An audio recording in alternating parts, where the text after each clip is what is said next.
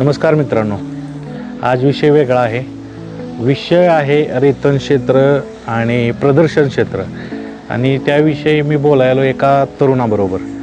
तरुण राहतोय कुठं? शेंदुरजणी, तालुका वाई, जिल्हा सातारा येथे. भेटूया त्या तरुणाला आणि जाणूया बरंच काही. नमस्कार. नमस्कार बाबा. काय नाव आपलं? माझं नाव जितेंद्र विजय नवली, तालुका वाई, जिल्हा सातारा, मुक्काम पोस्ट शेंदुरजणी. बैल एकदम मोठा आणि जबरदस्त भेटवली. काय नाव आहे बैलाचं? बैलाचं नाव सर्जा. सर्जा. बरं, कुठल्या जातीत आहे? हा कोसा केलरमध्ये येतो. नेवर आपलं नेतवडे सर्जाचा मुलगा. बरं मित्रांनो, या व्हिडिओला लाईक करा व सँडी आणि यादव बैलगाडा शर्यत या चॅनलला सबस्क्राईब करून जी घंटा दिसते ना तिथे क्लिक करा आणि त्यानंतर ऑलवर नक्की क्लिक करा आणि सगळ्यात पहिल्यांदा व्हिडिओ पहा. दाताला कसं आहे बैल? आता सायदाती बैल आहे. जसं प्रस्तावनेत सांगितलं की प्रदर्शन क्षेत्र आणि रेतन क्षेत्र. तर प्रदर्शन क्षेत्रात ह्याचं करिअर सांगा, कशी कामगिरी राहिलेली? प्रदर्शन क्षेत्रात आता जिथं जिथं आपण बैल घेऊन गेलोया तिथं बैलानं आपल्याला नाराज केलं नाही. म्हणजे पुशेगाव ठिकाणी जवळजवळ एक साधारण त्याच्या गटामध्ये 20 ते 25 बैल होती. तरी पण बैल आपला 3 नंबरला राहिला. आमच्या इथं मॅडममध्ये प्रदर्शन झालं, तिथं बैलाचा 1-2 नंबर झाला. आनेवाडीमध्ये प्रदर्शन झालं आत्ता गेले आठवडे, तिथं बैलाचा 1 नंबर झाला. आणि आत्ता 6 तारखेला आपल्या वाक्कणवाडीला वाघावला 12 तारखेला प्रदर्शन आहे. आणि कोरेगावच्या तिथे एक वाक्कणवाडी म्हणून चिमणगाव तिथे एक ते प्रदर्शन आहे, तिथं पण आपण जाणार आहे. बरं, म्हणजे व्यस्त शेड्यूल असतं. हो, व्यस्त शेड्यूल आहे. आता ही लाईन आहे निवर्गीची, काय वैशिष्ट्य आहे त्याचं? निवर्गी लाईन म्हणजे त्यांचं वैशिष्ट्य म्हणजे काय? बैल सगळा पायाला मजबूत, शरीराला, बैलाचा पल्ला, बैलाला रागीटपणा तेवढाच.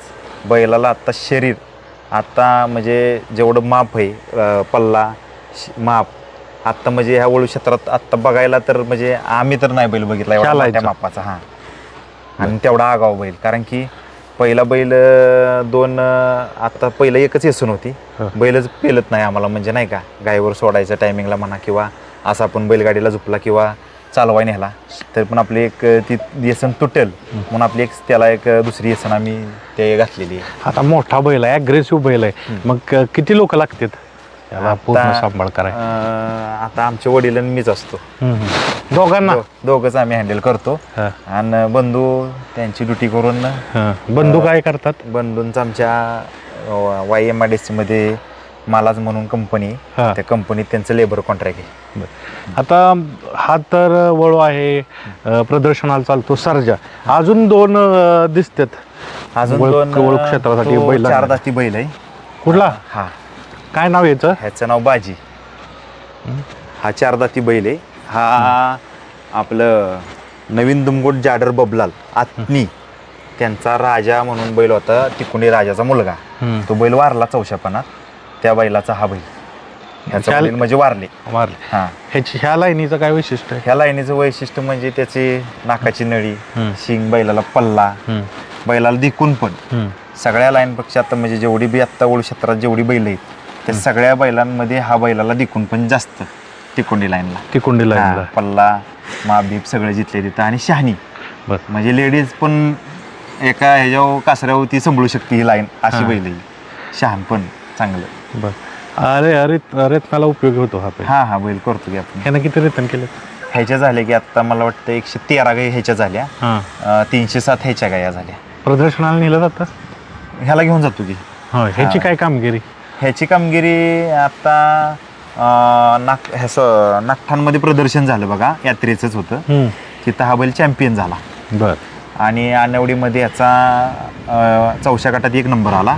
आणि मेड्यामध्ये पण प्रदर्शन झालं, तिथं पण ह्याचा 4व्या गटात 1 नंबर आला. बरं. आता अजून एक गुलाल नवीन पडलाय, म्हणजे नवीन खरेदी कालच खरेदी केली आपण. होय. हा मुलगा मंडळसना काम्याचा मुलगा. हो का? हा, मंडळसना काम्याचा मुलगा. 2 दाताला आता ह्यो बैल रात्रीच आणलाय. होय. हो, पहिलाच व्हिडिओ म्हणजे पहिलाच व्हिडिओ. आणि विशेष म्हणजे चांगला आहे मापाला. चांगला आहे. आई रेतनाला चालू असतो. हो, हा बैल पण गायींवरच आपण हे करणार आहे. प्रदर्शनात ह्याची कामगिरी नाही अजून आपल्याकडे पहिलं, म्हणजे आता बघायचं इथून पुढे घालायचं प्रदर्शनात. चला आता तुमच्या दावणीतील वरिष्ठ सदस्य असलेल्या सर्जाकडं जाऊया. आता आपण प्रदर्शन क्षेत्राची थोडी माहिती घेऊया. काय माहिती आहे का, प्रदर्शन क्षेत्र असं आहे की काय काय गोष्टी माहीत नाहीत, तर जाणूया. साधारण किती बक्षीस असतं प्रदर्शनाला जर आपण गेलो तर? आता प्रदर्शनामध्ये आमच्या भागामध्येच आम्ही प्रदर्शन खेळलो या वर्षी. एक 3-4 ठिकाणी आम्ही गेलो होतो. 200 रुपये बैलांची प्रवेश फी घेतली त्यांनी आणि काही ठिकाणी बक्षीस मिळाले 300 रुपये प्रमाणपत्र. बर, हा, असं झालेलं आहे. पण फारच कमी आहे की मग आता ह्या बैलाचा खर्च बी निघत नाही निघत आहे. आता सामान्य आता हे आपल्याला ओळख क्षेत्र आहे, आपण एक नावासाठी किंवा ह्याच्यासाठी आपण जाऊ शकतो, पण एखाद्या गरीबाच्या घरातली गाय असेल किंवा 2 दाती वासरू असेल किंवा आदत वासरू असेल, त्याने एवढं लहानाचं मोठं केलेलं असतं, ते येतो, त्याचा जरी 1 नंबर झाला तरी त्याला हुरूप आहे. पण ते 50-50 किलोमीटरवरनं जाऊन येऊन केलेलं असतं त्यांनी, तर त्यांचं ते गाडी भाडं निघत नाही. 2-3 पोरं संघ असते, त्यांचा खर्च निघत नाही. आणि जरी प्रदर्शनाला बक्षीस ठेवलं तरी किती, एखाद्या म्हणजे एखाद्या गावाने 1000 रुपये म्हणजे लय झालं, एक प्रमाणपत्र देते ती आणि 1000 रुपये. मग कशाला प्रदर्शन क्षेत्र खेळायचं? कारण जर तुम्हाला जाण्या येण्याचा सांभाळणं तर लांब, पण जाण्या येण्याचा खर्च निघत नसेल तर मग कसं काय? म्हणजे तसं अवघडच आहे की मग. अवघडच आहे. मग काय करावं लागेल? वाढवावं लागेल काय त्या price? लोकांनी आता बाबा एवढ्या आपल्या गावाचं नाव आहे सातारा जिल्ह्यात, की बाबा एखाद्या गावात प्रदर्शन भरतंय, त्या गावाचं नाव साताऱ्यातच नव्हे तर बाहेर पुढं भरपूर जाणार आहे, की बाबा त्यांनी एक बैलाचा 1 महिन्याचा तरी रतिबाचा खर्च निघावा एवढं तरी त्यांनी आपलं सहकार्य करावं, की जेणेकरून गाडी भाडं, एखाद्या महिन्याचा बैलाचा रत्तीत असं एखादी ट्रॉफी द्यावी. दुसरं काय नाही आपल्याला पाहिजे, की जेणेकरून आम्ही नाही म्हणत की म्हणजे कुठल्याच वळवाला असेल किंवा एखादा शेतकरी असेल, तो म्हणत नाही की आमचा बैलाने 1 नंबर केलाय ना आम्हाला 1 लाख रुपये द्यावे किंवा 51,000 रुपये द्यावे. पण त्यात जरा थोडंसं कमिटीने गाववाल्यांनी थोडा विचार करून बैलांचा एक मानपान 1000 रुपये म्हणजे काहीच नाही. आता गाई भरवायला आम्ही 1000 रुपये घेतोय. बर, तुम्ही रेट सांगितलं ते विचारणारच होतो. एका गाईला रेतन करायचं किती रुपये घेता? आपण 1000 रुपये घेतो इथं, आणि घरपोचला जर जायचं झालं तर एक साधारण 1500 रुपये गाडी भाडं. पण सगळं हे जे आता जे नवीन आणलेला बैल किंवा हे सेमच रेट आहे का? सगळ्यांचे सेम रेट आहे ती, सगळ्यांचे, कोणाचं काय नाही. आणि एखादा सामान्य घरातला जरी माणूस असला की बाबा त्याची आम्हाला म्हणजे अशी भरपूर किस्से झालेली आहेत की दादा आमच्याकडे आता पैसे नाही, ती आम्ही तुम्हाला गाई, त्यांना आम्ही बिनधास्त सांगतो तुम्ही या गाई भरा आणि तुमचे 4 नाही 8 दिवसांनी दिले तरी आम्हाला चालतील, पण तुम्ही गाईचा घोटाळा करू नका. आता विषय काय माहितीये का, की खर्च, आता आपण आर्थिकतेविषयी बोलतोय तर किती खर्च येतो साधारण? आपण सर्जाला महिन्याचा खर्च सांभाळण्याचा किती येतोय? खाणे, काय खर्चाचा आम्ही अंदाज लावला नाही, कारण की बैल आपला एक मेंबरच आहे घरातला, जेणेकरून म्हणजे असं नाही त्याचा अंदाजच नाही लागत आहे. पण तरी आपण कसं आहे, आता ह्या 2 बैलांचा कमी 2 बैलांचं नाही म्हणलं तरी मला 11,000 रुपये खर्च आहे महिना. त्यात अजून तिसराही आणलाय आणि आता 3रा घेतलाय, त्याचं वेगळंच. घरची वाईट आर्थिक पार्श्वभूमी सांगा, किती एकर जमीन आहे, कशा पद्धतीने? आपल्याला कमी आहे, आपल्याला जमीन किती 2-2.5 एकर जमीन आहे. बारका भाऊ आमचा मालाज कॉन्ट्रॅक्ट मध्ये, आपलं मालाज MIDC वाईज कंपनी, त्या कंपनीत त्यांचं लेबर कॉन्ट्रॅक्ट आहे. तिथं त्यांची मुलं आहेत, एक 100-125 मुलं आहेत. त्यांचं ते काम करून मला थोडीफार इकडे मदत असते आमच्या वडिलांना. मला तरुणांसाठी एक चांगला म्हणून आपण एक व्यवसायाचा जरिया होऊ शकतो. एक तर प्रदर्शन क्षेत्र तुम्ही म्हणला परवडत नाही, बक्षीस फार नगण्य आहे, पण रेतन क्षेत्र चांगले वळू सांभाळले, तिथं कष्ट दिलं, पूर्ण आपला वेळ दिला तर एक चांगल्या पद्धतीनं होऊ शकतं. त्याचं फळ भेटतंय तुम्हाला. कारण की किती काय होतात आठवड्याला? सर्जाच्या नाही म्हणलं तरी महिन्यात आम्ही 38 गाई भरली होती. 38? एका महिन्यात, रोज 30 दिवसामध्ये. एका दिवशी ह्याला 6 गाया लावल्यात आणि बाजीला 4, अशा 10 गाया आपल्या म्हणजे आत्ताच्या रेकॉर्डला झालेल्या एका दिवसाच्या. मग अग्रेसिव्ह आहे. ज्यावेळेस रेतन करताना त्यावेळेस त्रास देतो का? नाही, बैल काही त्रास देत नाही. बैल एकदम गाय म्हणजे त्याच्या डोक्यानंच, त्याच्या विचारानंच तो गाय लावतो. कुठल्या माणसांना, शेजारच्या बी गाई धरणाऱ्यांवर पण कधी त्यानं धक्का लावला नाही, आम्हाला बी कधी धक्का लावला नाही, काय नाही. फक्त त्याच्या डोक्यात एवढंच की गाय लावायची आणि आपलं साईडला जाऊन उभं राहायचं. आता कसं हा व्हिडिओ बघून अनेक गो पालक असतात, त्यांना वाटतं की एक चांगला बैल आणि चांगल्या शरीराचा अगदी बॉडी बिल्डर असल्याकडे बैल आहे, रेतन करावं. पण आता गायीच्या बाजूनं काय काळजी घ्यावी असं वाटतंय तुम्हाला, जो गोपालन करणारा जो शेतकरी आहे काय काय काळजी घ्यावी असं वाटतंय तुम्हाला? आता जे आपले गायी सांभाळणारे आहेत त्यांनी आपलं कसं जेणेकरून चांगल्या जातीचा बैल भरावा, बैलाचं म्हणजे सगळं जिथल्या तिथं बघून बैल भरावा असं.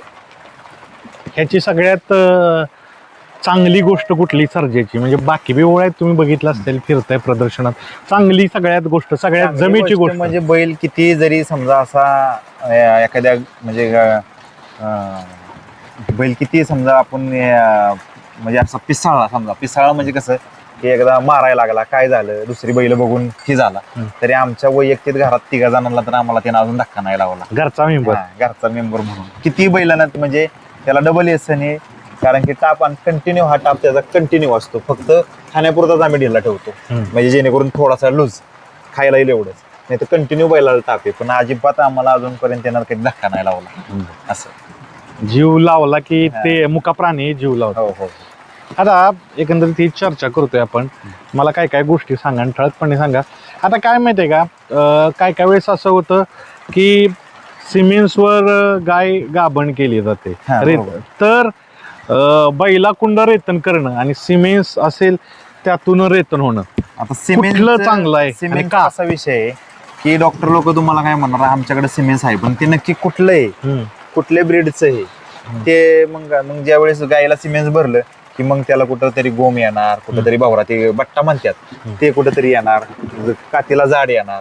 पण ज्यावेळेस आपण समोरासमोर बैल भरतो त्यावेळेस तुमच्या नजरेतच आहे ना बैल, हा, आणि ज्यावेळेस तुमची पैदास पण चांगली पडणार त्या गायवाल्याला, किमान त्या बैलाचे किंवा कालवड हो किंवा खोंड हो त्याचे 4 पैसे उभे राहणार, तो हक्कानं बोलू शकतो ना बाबा की आम्ही हा बैल भरला होता, ह्या बैलाची पैदास आहे, हा असं. आता जर पैदास पाहिली तर जसं आपण चर्चा केली की आत्ता शर्यतीकडं झुकाव खूप मोठा आहे ग्रामीण भागात, तर ह्या बैलाचे पळतात का एखादा वासरू किंवा काय? आता ह्या बैलाचा भाऊ शेवाळ्याबांचा भावऱ्या, बर भाव आहे ह्याचा भाऊ आहे, हा. हा बैल त्यांच्या म्हणजे तो बैल पळतोय आणि हा बी बैल ते पळवतच होती खाली पहिले, पण त्यांनी काय केलं त्याला न पळवता वळू क्षेत्रात घेतला, बावऱ्यानं ही काळ गाजवला, बावऱ्यानं काळ खाल्ला. तसं आता हे गाजवायला सुरुवात केलेली आहे. थोडक्यात ते बावऱ्यानं शर्यत क्षेत्र गाजवलं आणि वळू क्षेत्राचा हा हे करतोय. आता घरी कोण कोण आहेत, जसं सांगितलं 2 म्हणजे भाऊ आहेत, वडील आहेत, आई वडील 2 जण सांभाळत आहेत. आम्ही दोघं आणि आमचं फॅमिली म्हणजे सर्व्हिस आहे. आम्ही आता बैलांचा सांभाळ म्हणजे आमचे वडील आणि मी किती कंटिन्यू आम्ही घरीच असतो. किती एकरात खाद्य असतं? खाद्य म्हणजे आम्ही आता पहिलं ज्वारी गहू इथे करायचो, पण आता कसं झालं 1 एकर मध्येच आपला अर्धा एकर ज्वारी आणि अर्धा एकर गहू, बाकी 1.5 एकर जमीन आम्ही फक्त ह्यांच्यासाठीच ठेवली आहे. मकाच फक्त 1.5 एकर म्हणजे अर्धा एकराने आपलं प्लॉटिंग करून त्यांना आपलं मका चारायची असे. एखादा गाय घेऊन आला तर ह्या सर्जेचं वैशिष्ट्य सांगा, जवळनं सांगा, लांब न दिसतंय त्याचं वशिंड कसं, त्याचे गळवण कसं, पाय कसं, चौक कसं, हे जवळनं सांगावं, दाखवा आम्हाला, डोळे वगैरे दिसतात काय अग्रेसिव्ह आहे? बैल लय अग्रेसिव्ह आहे, कारण की सांगा पुढे हा ये पुढे. हो बस, बैलाचं ही रागीटपणा त्याच्या डोळ्यातच कळतो, हा डोळ्यात, ही त्याची नळी, बैलाचा हा पल्ला, पाय एकदम मजबूत डांबागत, बैलाचं शरीर म्हणजे असं एकदम घोड्याचा चौक कसा असतो तसाच घोडा, वशीन बैलाचं, शेंगांची लांबी, बैलाला सर्वात महत्वाचं म्हणजे बैलाला पोळी पण कमी, जी आपण म्हणतो ना पोळी ती पण कमी, आणि बैल महत्वाचं म्हणजे टाचलांडा आहे जे आपल्याला लागतं, तसं ते टाचलांडा, नक्कीला बैल काळा सगळा जिथल्या तिथं, त्याला लय असं म्हणजे ते आपण बॅम्बाट म्हणतो ते पण कमी बैलाला सगळं, म्हणजे असं कुठं त्याला खोड नाही की आपण म्हणतो ना गळचिप्पी गोम भावरा असलं काही नाही, तसलं काही नाही बैलाला. बर, स्ट्रक्चर एकदम मजबूत बैलाच. बर, रेतन क्षेत्र म्हटलं तर प्रामुख्याने बघा ह्याच्यावर चर्चा होती, काय काय बैल रेतन जादा केल्यामुळं मृत्युमुखी पावत आहेत, तुम्ही बघत असेल तर काय सांगाल? आता कसं झालंय काय बैलांचं, आता आपण ह्या क्षेत्रात 7 वर्ष झालं आहे, पहिले आम्ही किस्से ऐकलेले आहेत की काय बैलांनी एका दिवसाला कमीत कमी 15-16 गाया लावलेल्या आहेत. कधी कधी म्हणजे असं लोड येणार, टेम्परेचर असतंय, उन्हातानाचा बैल भरून आहे लोकांनी पण ज्यांचे वळू आहेत आपलं, एक सकाळी 10 वाजायच्या आधी किंवा संध्याकाळी 5च्या पुढे आपल्या गाई भरा उन्हाचं म्हणजे बैलांना नाही त्रास दिला पाहिजे. कारण की एकतर गाई म्हणजे ते त्यांचं टेम्परेचर प्लस उन्हाचं टेम्परेचर काही होऊ शकते. त्याच्यामुळे बैलांची काळजी आता उन्हाळ्यात तर घ्यावीच मालकांनी.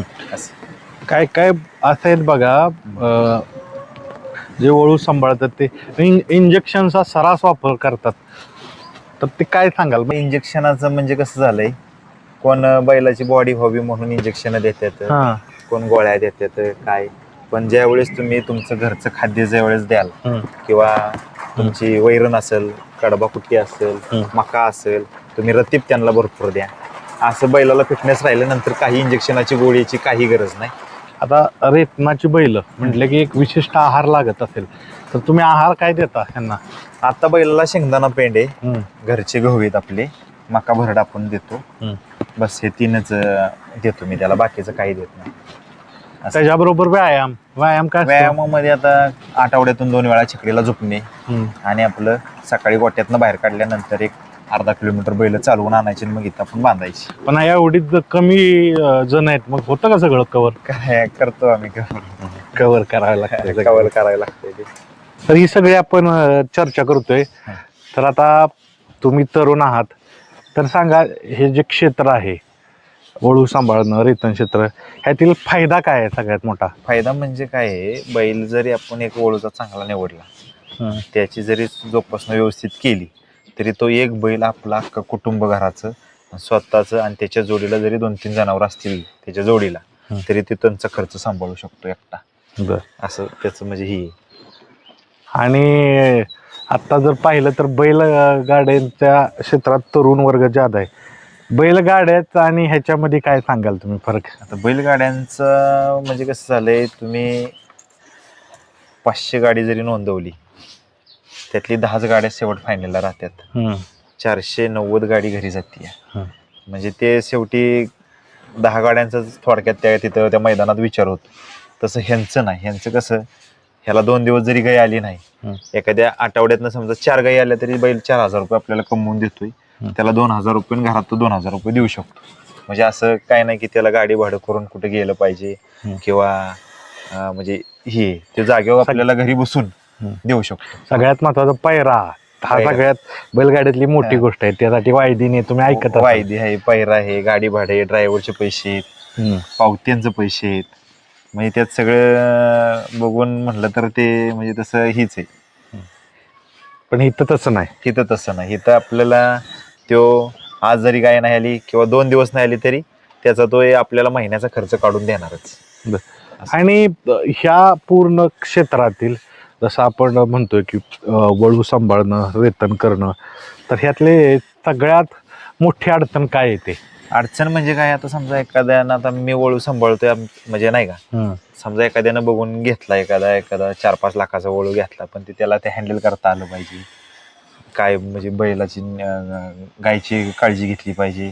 येणाऱ्या त्या माणसांबरोबर गायीबरोबर 2-3 लोक येतात त्यांची घेतली पाहिजे. कारण की बैल गायीला ही करतोय का नाही, किंवा मग गायीनं जर समजा बैल नाही ही झाला तरी बैल मस्ती करतो, मारतो, ती जरा महत्वाची काळजी घेतली पाहिजे. नाहीतर आपण त्यानं घेतलाय म्हणून आपण बी घेऊ 4-5 लाखाचा आणि ते चालू करू, ते एवढं सक्सेस म्हणजे एवढं लगेच होत नाही ते.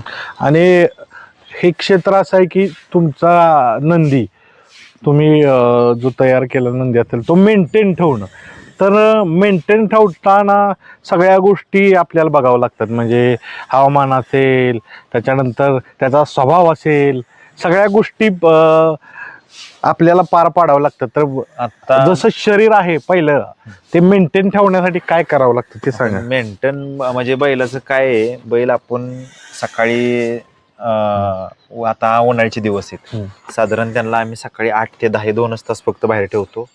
त्याच्यानंतर पाणी पाजून आपलं बैल आत सावलीला 4 वाजता परत बाहेर घेतो. आणि 2 दिवसातून आज धुतली बैल की उद्याचा दिवस जाऊन द्यायचा आणि परवा दिवशी परत बैल फ्रेश करून म्हणजे धुवून टाकायची. ही काळजी महत्वाची आता उन्हाळ्याच्या दिवसाला. कारण की टेम्परेचर जास्त आहे आपल्याला, पण आपण 10 मिनिटं बाहेर उन्हात उभं राहिलो तर असं वाटतं कधी झाडाखाली जातोय. त्यासाठी बैल आम्ही 2 दिवसातनं धुतोच. म्हणजे बरं, आता समजा उन्हाळ्यात दिवस आहे म्हणून गार पाण्यानं, इतर वेळेस गरम पाण्यानं का? थंडीच्या दिवसात जरी आपण म्हणजे कोमट पाण्यानंच बैल धुतो, जरी आता थंडीचे दिवस आहेत, पण 2 दिवसाला बैल आम्ही ही धुतोच, गरम पाणी ही करून धुतोच. आता ही एका दावणीला 3-4 नंदी असण्यामाग थोडं म्हणजे कष्ट आहे का? कारण काय कष्ट म्हणजे कसं, सगळे रत्नाचे वळू शेजारी शेजारी असतात, तर ते सगळं त्यांना आटोक्यात ठेवणं आता मोठा कसं- टास्क आहे. आता काय झालंय, आता हा बैल एकटा असला तरी चालला असता, पण गायवाल्यांचं कसं होतंय, ती लाईन पाहिजे, ही लाईन पाहिजे, त्यांच्या ह्याच्यासाठी आपण ही बैल म्हणजे ही केलेली आहे, चॉईस दिली पाहिजे चॉईस त्यांना. दिली. हा म्हणजे बाबा ही 3 बैल आहेत, तुम्ही चॉईस करा, तुम्हाला जो पाहिजे जो आवडेल तो आपण भरूया. बरं.